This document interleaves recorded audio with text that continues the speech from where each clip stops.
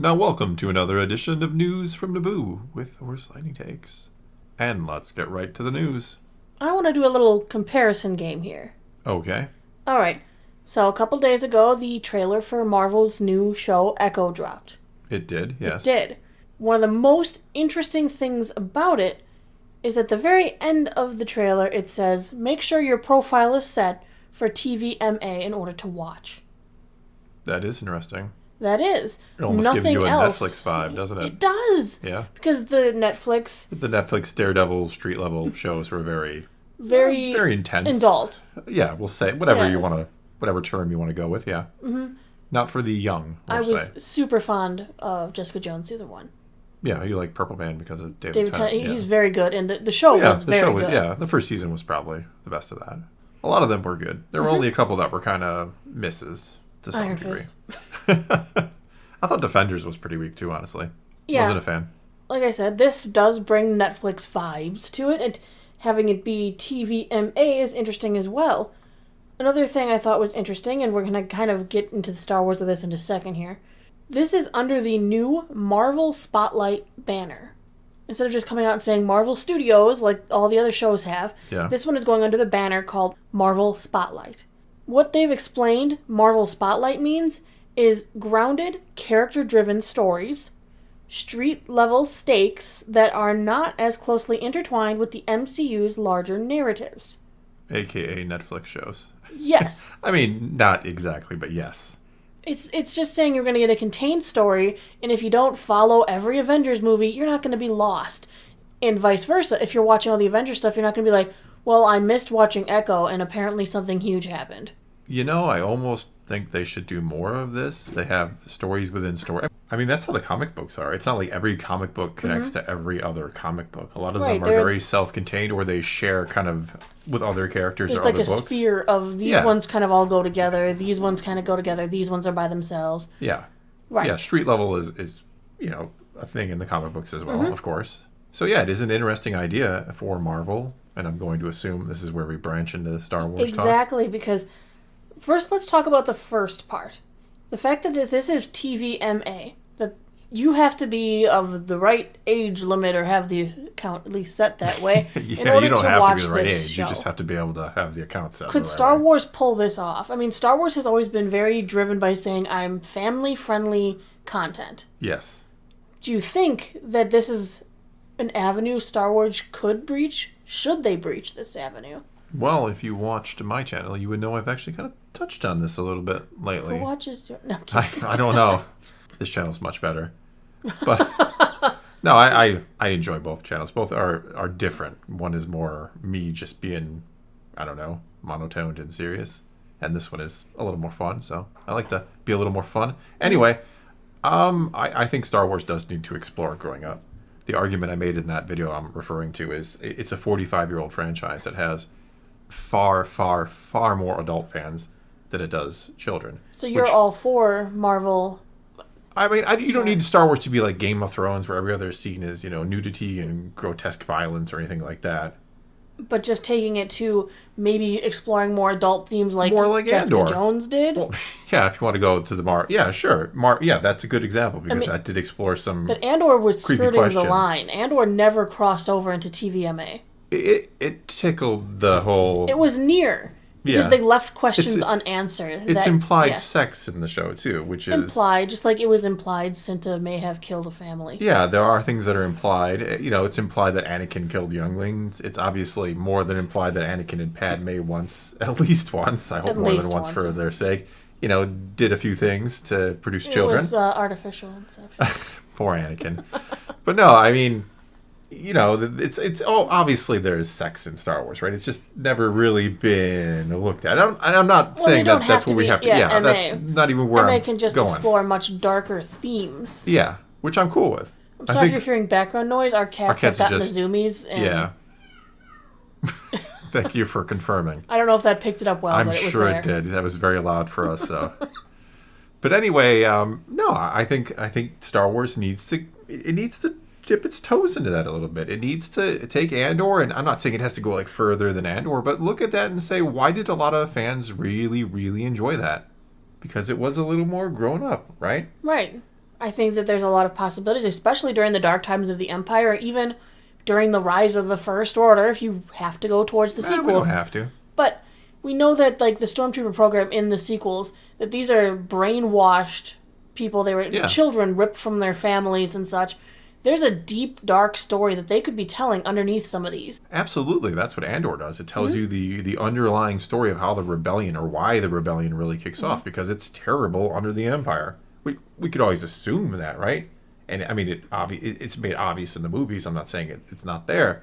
But really, we get into the nitty-gritty details of the average person's experience in the galaxy.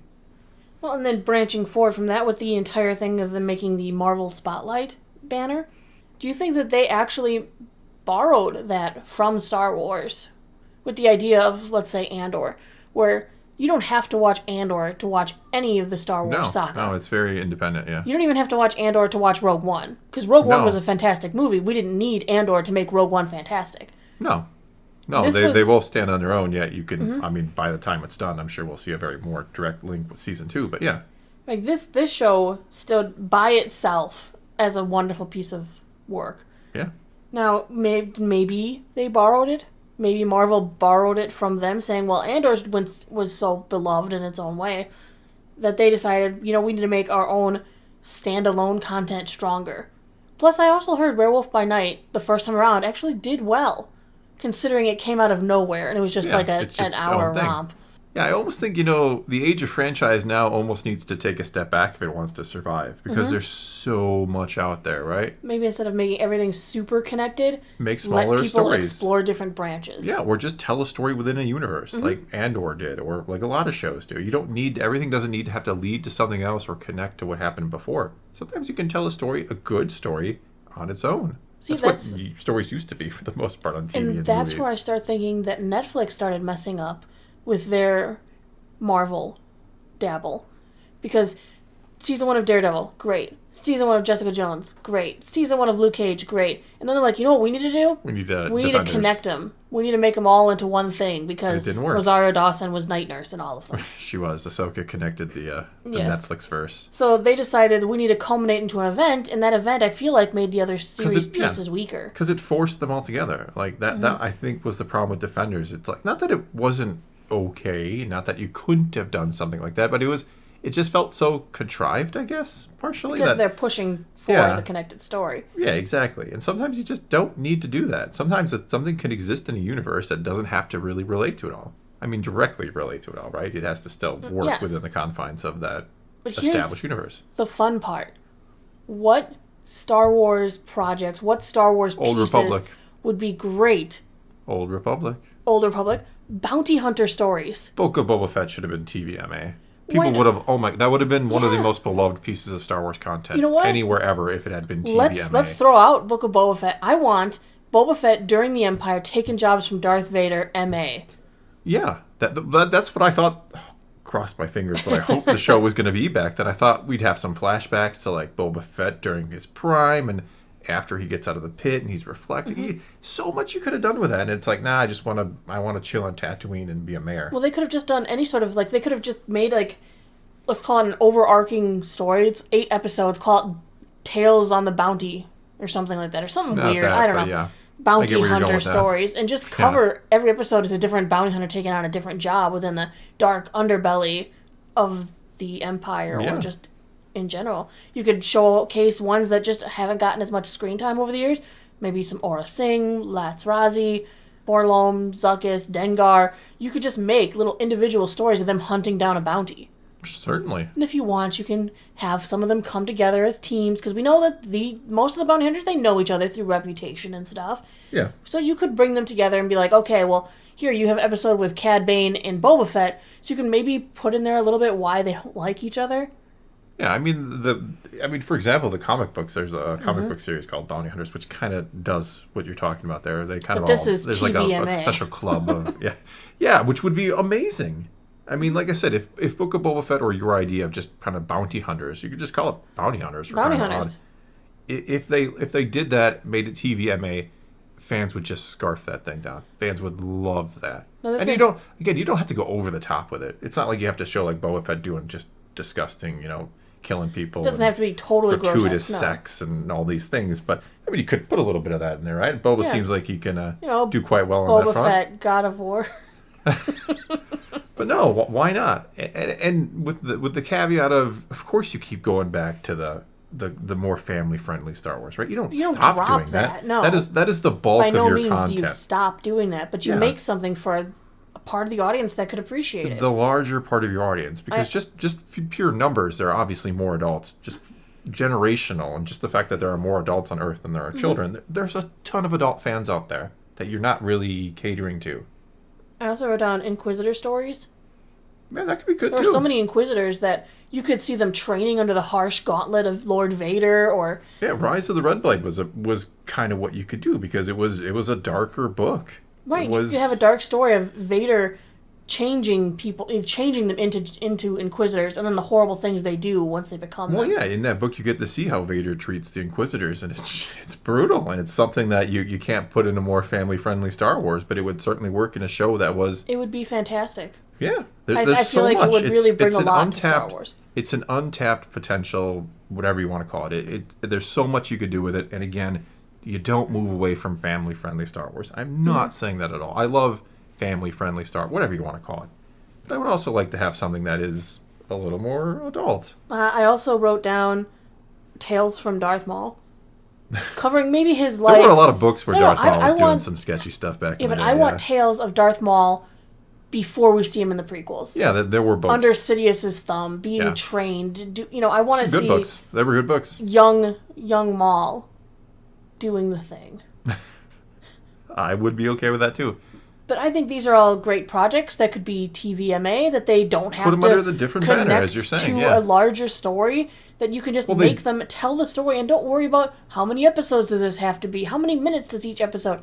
Tell the story and just leave it at that. Yeah, well, it does connect to the larger universe because these are characters that are known, but it's not like you have to this is a story that is important to something else with this character. No, it's just a story about the character. I'm cool with that. Like the Marvel Spotlight banner says, grounded, character-driven stories. Yeah, I just made a video about story arcs and how, when you want to tell a story, you want a completed arc, but sometimes, and a few in the comments pointed out, you just want a story about a character. Doesn't mean they have to go from point A to point B and grow. They can just do cool shit. Yeah, I said it. Wow. Now we have to mark this as Thor MA. No, we don't have to do that. It's good. It's good. It's towards the end. Yeah, I'm sure any younger viewer will have heard that word before in their life as well. I think you're allowed to sneak some words. You are a couple of them, yeah. YouTube has weird rules when it comes to profanity and stuff, so we'll be fine. The UFC will maybe come for us this time again because we use their language or something. Get out of here. I'm kidding, but I think that's a good place to call it. So that's all we got for you this time. Now it's your turn to take to the comments below and tell us what you think of this idea of a different brand of Star Wars that goes a little edgy and dark, if you will. Yeah. Character-driven, street-level. Character-driven being really cool and key. Yeah. Not as closely intertwined with the rest of the story, but something you can definitely enjoy to supplement your story. Yeah, exactly. Tell us what stories you'd like to hear. Yeah, give us your ideas. MA world of Star Wars. MA, yeah. SWMA, yep. Anyway, that sounded like a kinky thing. But anyway, take to the comments below. Let's talk some Star Wars. And until next time, thanks for watching.